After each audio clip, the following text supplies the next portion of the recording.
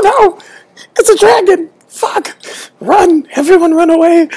Why do y'all let me do this? Let's just do this.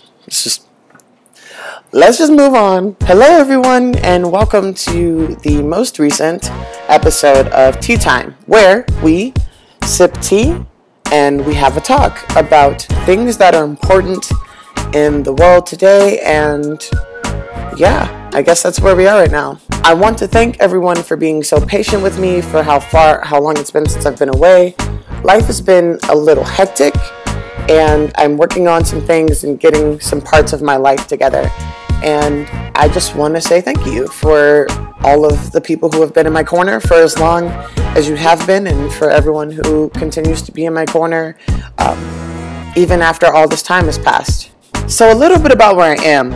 I am here at the Jackson Avenue Coffee House in Charleston, Illinois, which is this like really interesting, kind of eclectic small town that I live in right now. And this coffee shop is awesome. Like, they hold open mic nights here. This is where I do a lot of my poetry. So I thought, I had the time. Why not come to a coffee shop? Got some chai tea here. We're gonna have some discussion, y'all. Here we go.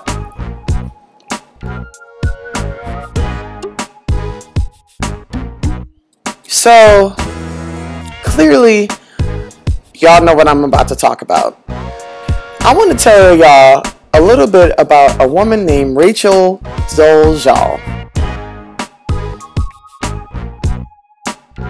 So, Rachel Dolezal is apparently the leader of the NAACP chapter in Spokane, Washington. Rachel has been creating quite a stir in the community as a result of her parents coming forward and saying that, newsflash, Rachel's not black.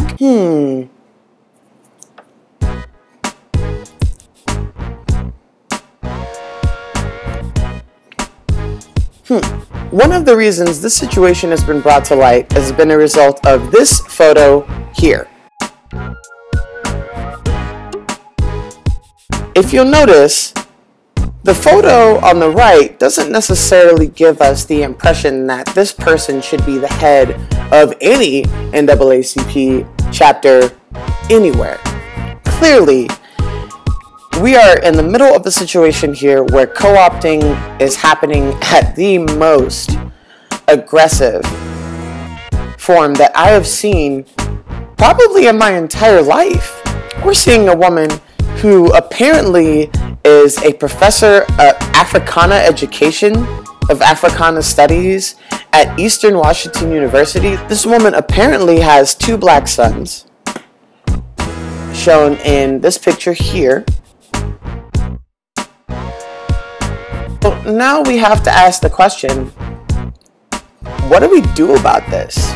Some people have been arguing the idea that she represents an identity that I have not seen anywhere. This identity is being known as transracial. A lot of people are referencing this identity and saying that it equates to the transgender identity.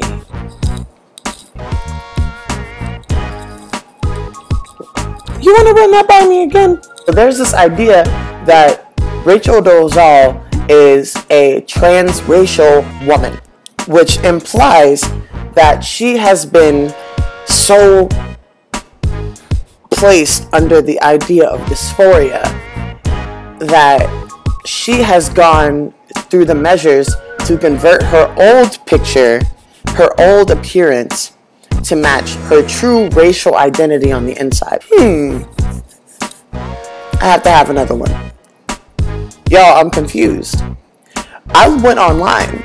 I couldn't find a definition in the Oxford Dictionary. I couldn't find anything in the DSM-5. I couldn't find anything, y'all. And when I say anything, I mean a girl looked hard. I'm gonna call bullshit. Especially in this case. So there's this argument of, oh, well, she's done so many things for the NAACP. Look at all the things that she's done for the community, this, that, and the third. Okay, so I decided to do some research. I looked up 3 of the most iconic events in black activism in the past 2 years. I thought those things were. I thought that they were the protests in Ferguson. I thought that they were the protests in Baltimore. And I thought that they were the protests in Cleveland, Ohio. All of these things surrounding the deaths of 3 young black men. I also thought that I might see her in some photos involving the Say Her Name campaign, which has been dealing with the idea that black women have been getting killed by police almost in greater numbers, if not equal numbers, and their names are not being spoken in these protests. Guess who I didn't find at any of these events, y'all? This tea is good, y'all. This tea is so good. This is someone who we're saying is prolific, right? Prolific for the NAACP. Never seen her at any of these events that have so much to do with the fact that black people are being killed in mass numbers pretty much all over the entire country.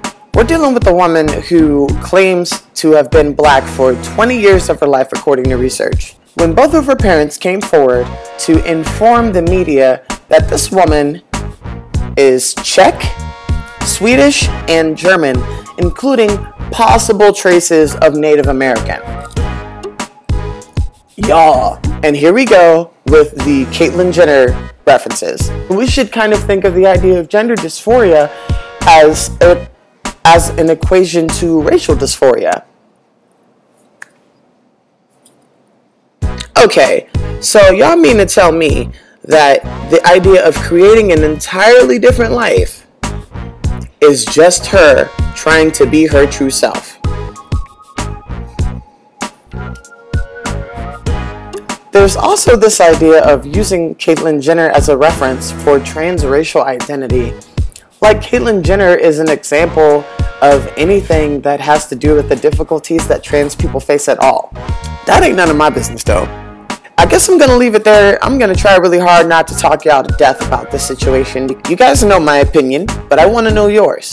So in the comments below, does transracial identity exist? You know, as usual, like this video if you like this video, share this video if you think other people should see this video, and subscribe to my channel because there's going to be some more videos coming. I see you.